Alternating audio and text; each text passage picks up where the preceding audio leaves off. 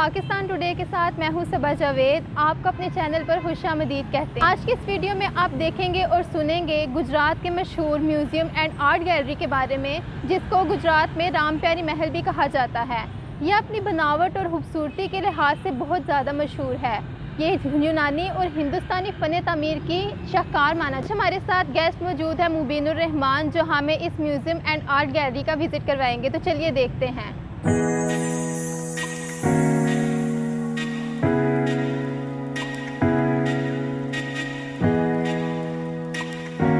आप हमें इस महल के बारे में थोड़ा सा बताएं और इसके बैकग्राउंड के हवाले से बताएं।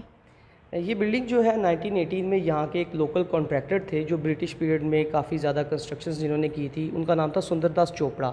जिन्होंने अपनी सेकंड वाइफ जो है राम प्यारी, उनके लिए गुजरात में बनवाया था। उनका जो फर्स्ट पैलेस है वो डींगा में है, जो गुजरात का ही एक छोटा सा कस्बा है। और जो ये राम प्यारी महल है, इसकी कंस्ट्रक्शन के बाद राम प्यारी जो है वो यहाँ पे रही और 47 तक वो लोग यहाँ पे रहे। सुंदरदास चोपड़ा की डेथ 47 से पहले हो चुकी हुई थी, तो फिर वो बाकी फैमिली को यहाँ से लेके तो इंडिया शिफ्ट हो गए थे। ये बिल्डिंग काफ़ी देर तक एजुकेशन डिपार्टमेंट के पास रही है। एजुकेशन डिपार्टमेंट के बाद ये बिल्डिंग जो है आर्कियोलॉजी डिपार्टमेंट को हैंड ओवर कर दी गई। उन्होंने इसको जो है ना म्यूज़ियम में कन्वर्ट किया है। इसकी इनाग्रेशन काफ़ी अर्सा से डिले थी, तो फिर 2021 में हमारे जो सेक्रेटरी टूरिज़म थे उनका इनिशिएटिव था और उन्होंने इसको जो है ना विद इन द वीक्स आप कह सकते हैं कि इसको म्यूज़ियम इसमें की रेनोवेशन की। ये जो सारी आप पीछे चीज़ें देख रहे हैं लाहौर म्यूज़ियम से और टेक्सला म्यूज़ियम से यहाँ पे ला के उनको डिस्प्ले किया गया और इस म्यूज़ियम की इनाग्रेशन की गई। तो इसमें काफ़ी ज़्यादा पार्ट जो है ना, बल्कि सारी जो आप कह सकते हैं कि इसके पीछे जो मेहनत है वो उन्हीं की है, जिनकी वजह से ये काफ़ी जल्दी ओपन हुआ है। इसमें अभी हमारे पास इनिशियली बेसिस पे हमने 4 गैलरीज बनाई थी, जिसमें हमारे पास गंधारा थी और उसके अलावा इंडस वैली सिविलाइजेशन से रिलेटेड थी, कुछ हमारे पास लोकल ऑब्जेक्ट से रिलेटेड थी।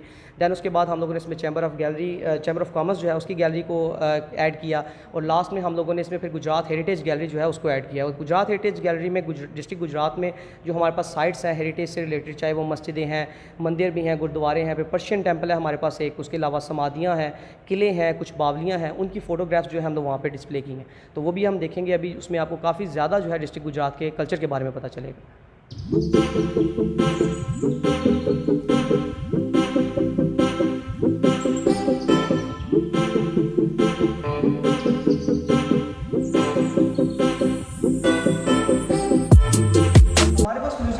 ओल्डेस्ट आर्टिफैक्ट्स जो आप ये देख रहे हैं, ये फिगर्स बने हुए हैं टेराकोटा के, या आप लोग जो बर्तन देख रहे हैं, ये मेहरगढ़ से एक्सकवेट किए गए थे। मेहरगढ़ जो है वो ओल्डेस्ट सिविलाइजेशन है ऑफ द वर्ल्ड, जो तकरीबन 8 से 10,000 साल पुरानी है।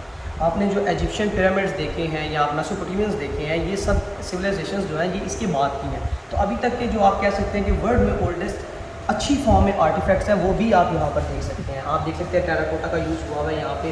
और जो आप ये छोटी छोटी ये स्कल्पचर्स देख रहे हैं या जो पेंटिंग्स बनी हुई हैं, इसमें आपको पर्शियन भी मिलेगा जो टेराकोटा के ऊपर बनी हुई है, और आपको इंडस वैली की भी चीज़ें मिलेंगी, क्योंकि इंडस वैली और मेसोपोटामियंस जो है वो इनके बाद है।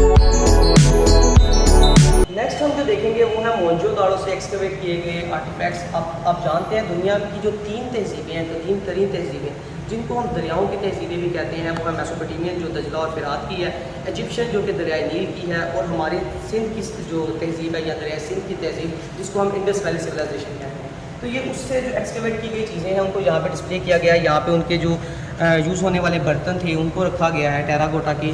नेक्स्ट अगर हम मूव करें तो वहाँ पे जो बच्चों के टॉयज़ हैं, सबसे इंपॉर्टेंट जो आर्टिफैक्ट है वो है इंडस सील, क्योंकि इसके ऊपर आपको उनकी लैंग्वेज के जो अल्फ़ाबेट्स हैं वो भी मिलेंगे। उसके अलावा उनकी कुछ पिक्चर्स बनी होती थी डिफरेंट जो एनिमल्स हैं उनकी। और इंडस सील जो है अभी तक लैंग्वेज जो है इसको अभी तक जो है डिकोड नहीं किया जा सका। बाकी जितनी भी लैंग्वेजेस हैं उनको रोजेटा स्टोन है, जैसे उसकी वजह से इजिप्शियन या बाकी लैंग्वेज को हमने डिकोड किया था, लेकिन ऐसा रोजेटा स्टोन या ऐसी कोई चीज़ हमें इंडस वैली से अभी तक मिली भी नहीं, क्योंकि हम लोगों ने फर्दर एक्सकवेट भी नहीं किया उसको। तो उस वजह से अभी तक हम इसको डिकोड नहीं कर सके, और अभी तक ये ओल्डेस्ट सिविलाइजेशन है जो जिसको हम समझ नहीं सके। अगर हम इसको समझ लें तो दुनिया की जो आप कह सकते हैं कि इंजीनियरिंग में एक नया इनकलाब हो। इसकी ओरिजिनल प्राइस जो है वो तकरीबन 2 करोड़ से स्टार्ट होती है, ये एक आर्टिफैक्ट की। और इसको जो पीछे बड़ा हुआ है, और ये यहाँ पे बहुत ज़्यादा मिलती है।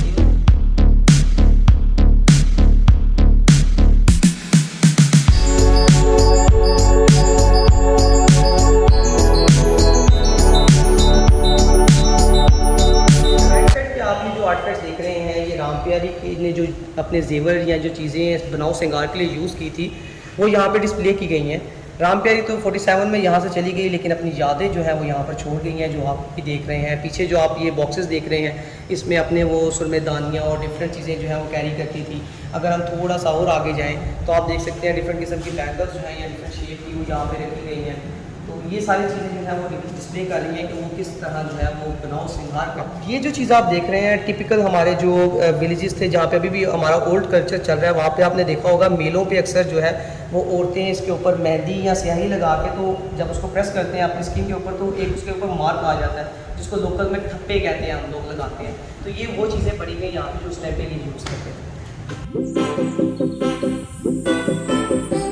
मेरे राइट साइड पे आप जो देख रहे हैं डिफरेंट टाइम पीरियड में यूज़ होने वाले यहाँ के बर्तन हैं। ये ज़्यादा पुराने तो नहीं, लेकिन तकरीबन 70 से 150 साल पुराने हैं, जो कि आप कह सकते हैं कि लेट जो हमारा जो सिख पीरियड था उसके बाद से ब्रिटिश पीरियड और दैन जो हमारा पाकिस्तान बना, उस टाइम के ये टाइम पीरियड ये बर्तन है जो पित्तल, कांसी और जो तांबे हैं उसको यूज़ करके बनाए गए हैं। और ये रोज़मर्रा की जो चीज़ें हमारी यूज़ होती थी घर में, दालें स्टोर करने के लिए, अनाज स्टोर करने के लिए या पानी को गर्म करने के लिए, डिफरेंट सुराइयाँ यहाँ पे रखी गई हैं जो मशरूबात के लिए यूज़ होती थी, उन सबको यहाँ पे डिस्प्ले किया है।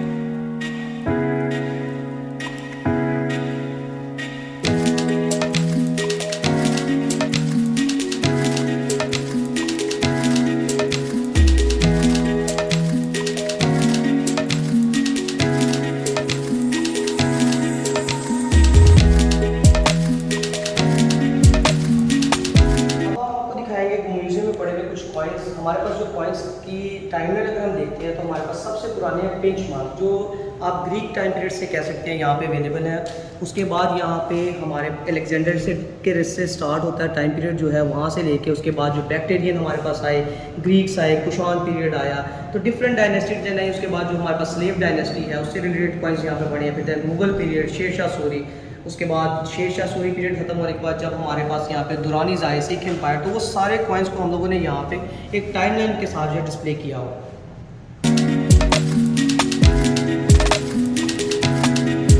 ये सामने आप जो देख रहे हैं ये बाट हैं जो उस टाइम पे मेजरमेंट के लिए यूज़ होते थे, और जैसे आज हमारा यूनिट किलोग्राम या पाव है, उस टाइम पे ये सेर, सवा सेर यूज़ होता था। यहाँ पर हमारे पास कुरान पाक के कुछ हाथ से लिखे हुए नुस्खे जो हैं उनको डिस्प्ले किया गया है। अगर हम आगे देखें तो यहाँ पे आपको तलवारें और ढालें नज़र आएंगी। गुजरात में आपको पता है कि फ़ैन इंडस्ट्री काफ़ी फेमस है। एक वक्त में गुजरात की तलवार जो है वो काफ़ी फेमस होती थी। यहाँ पे लोहे का काम शुरू से ही बड़ा फेमस था और अच्छा किया जाता था। तो यहाँ गुजरात की जो तलवारें हैं वो काफ़ी दूर दूर तक जो है वो बना के भेजी जाती थी, जिसमें हमारे यहाँ से एक तलवार जो है वो प्रिंस विलियम को भी गिफ्ट की गई थी। उसके अलावा ये ढाल और तलवारें आप देख सकते हैं। नेक्स्ट अगर हम मूव करते हैं तो ब्रिटिश पीरियड में या सिख एंग्लो वॉर्स में जो गन्स यूज़ हुई थी वो यहाँ पे डिस्प्ले की गई हैं। इन गन्स में गन पाउडर डाला जाता था, उसके बाद जो आपकी गोली थी उसको प्रेस करके सिंगल शॉट जो फायर था वो इन गन से किया जाता था। नेक्स्ट अगर हम मूव करते हैं तो यहाँ पे हमारे पास कुछ इंस्ट्रूमेंट्स हैं जो वॉल सिटी में या हमारे गुजरात की जो फोर्ट है उसके पास जो है ये म्यूजिकल इंस्ट्रूमेंट्स या एक बाजार था जहाँ पे ये यूज़ होते थे। फिर आगे कुछ पानदान हैं और सुराइयाँ हैं।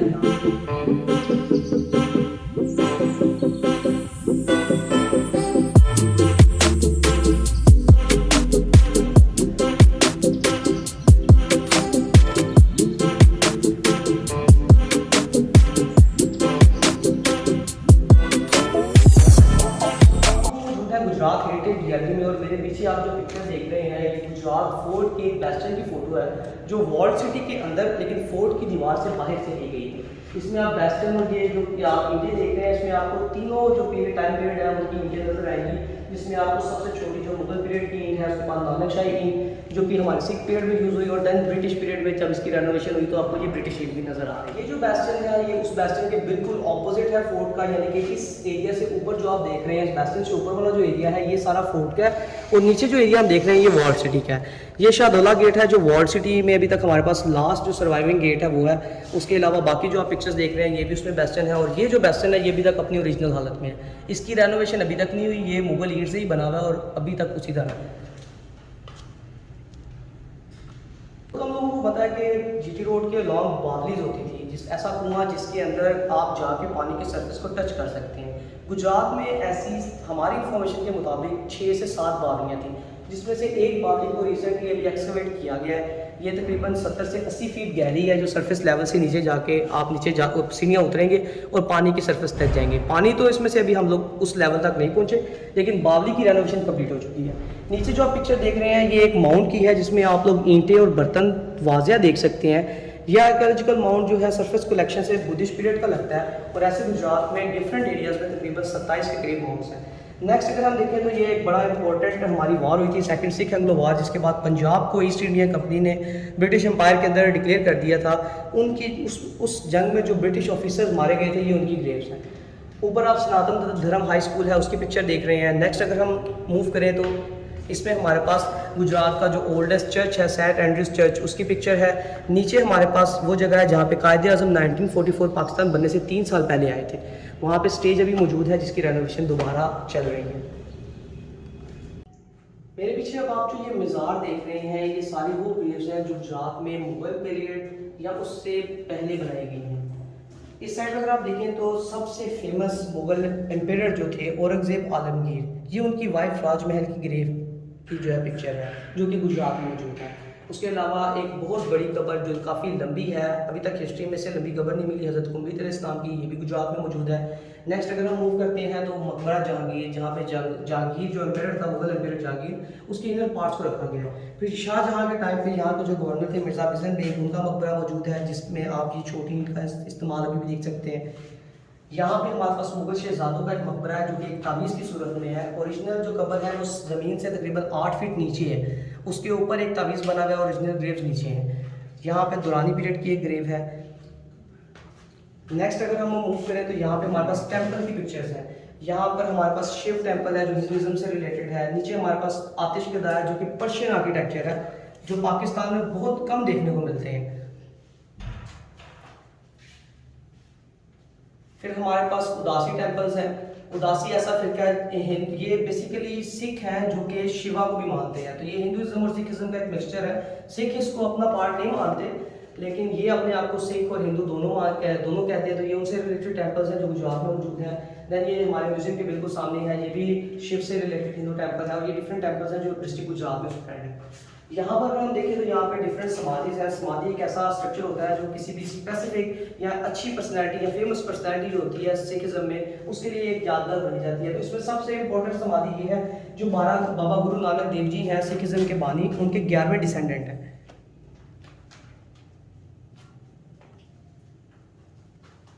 एक ही टाइम